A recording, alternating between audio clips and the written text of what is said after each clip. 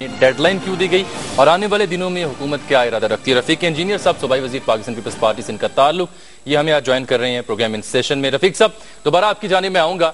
मैं ये जानना चाहता हूं कि अब जब के ऑपरेशन में 48 घंटे की डेडलाइन दी गई, उसके बाद क्या इरादा रखते हैं? क्या तब जब दोबारा से ऑपरेशन करेंगे तो वो प्लान होगा, उससे नताइज हासिल हो सकेंगे जो चाहते थे आप?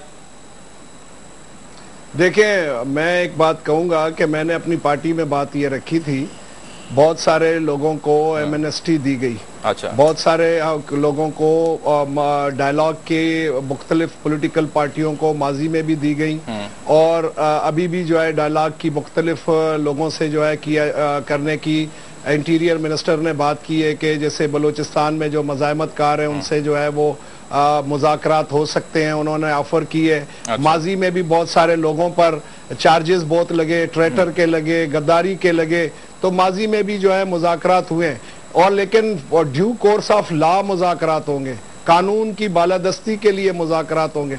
हमारा कोई इरादा नहीं है कि लियारी के अंदर कोई मावरा अदालत काम किया जाए। हम चाहते हैं लियारी में पीस रिस्टोर हो, अमन आए, जिंदगी वापस आए।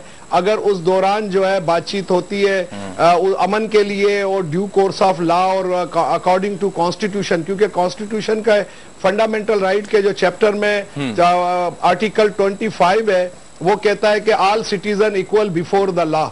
तो ड्यू कोर्स ऑफ लॉ के तहत ये सारी चीजें होनी चाहिए और कानून के दायरे के अंदर होनी चाहिए और लियारी के अंदर जो अमन है। अब यहाँ जो बात है, बहुत सारे लोग, मैंने कहा जो पीपल्स पार्टी के जो हल्के हैं, जो पीपल्स पार्टी वफाक की जमात है, फेडरेशन की सियासत करती है, लिसान, जबान, सेक्टेरियज्म इन पर यकीन नहीं रखती, ना एथनिसिटी पर यकीन रखती है। पीपल्स पार्टी के लोग पैट्रियाटिक लोग हैं और पीपल्स पार्टी जराइम पर यकीन, क्राइम पर यकीन है। लेकिन अब पीपल्स पार्टी के पॉकेट्स के अंदर शबखून मारा जा रहा है कि उनको जो है बजोर ताकत, अच्छा, उनको जो है पीपल्स पार्टी के लोगों को खत्म किया जाए। वहां से दो सवाल आपसे करना चाह रहा हूं। एक तो ये कि ये जो लोग जिनसे आप कह रहे हैं बात करने की, मुज़ाकरात करने की कोशिश करेंगे, इन पर हेड मनी भी है, इन पर मुकदमात भी दर्ज कराए गए हैं और मुज़ाकरात मुफाहमत की आप बात करते हैं, लेकिन ये सिंध हुकूमत पर, सिंध के सियासतदानों पर एतबार करने को तैयार नहीं। अलबत्ता जब गवर्नर बलूचिस्तान या फिर नादिर मक्सी साहब बात करते हैं तो उनकी बात सुनने को, उनकी सालसी के किरदार को एक्सेप्ट करने को तैयार नजर आते हैं।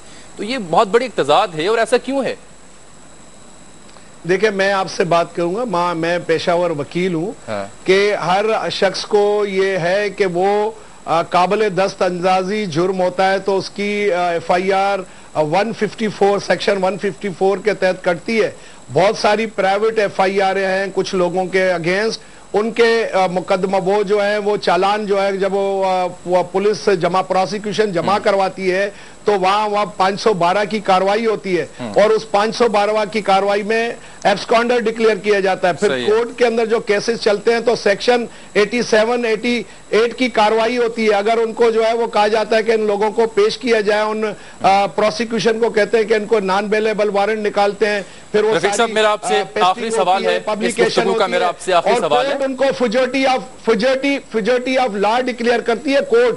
अब कोर्ट जब आजाद हैं, कोर्ट के अंदर इंसाफ मिल सकता है, अदालतें आजाद हैं, किसी के भी खिलाफ मुकदमात हैं, वो अपने आप को, हम उन्हें ये कहते हैं कि इंसाफ होगा और अदालतों में अपने आप को जो है वो आखिरी सवाल मेरा आपसे इसी से जुड़ा, इंतहाई आखिरी सवाल, इंतहाई मुख्तसर जवाब की आपसे तवक्को करता हूँ। ये बताएं, अगर उज़ैर बलोच और दीगर लोग जिन पे हेड मनी रखी गई है, मुकदमात भी हैं, अगर वो सरेंडर कर देते हैं, गिरफ्तारी पेश कर देते हैं, मुज़ाकरात के लिए, अमन के लिए अपनी खिदमात पेश करते हैं अगर, तो क्या सिंध हुकूमत उनके खिलाफ तमाम मुकदमात मुआफ कर देगी?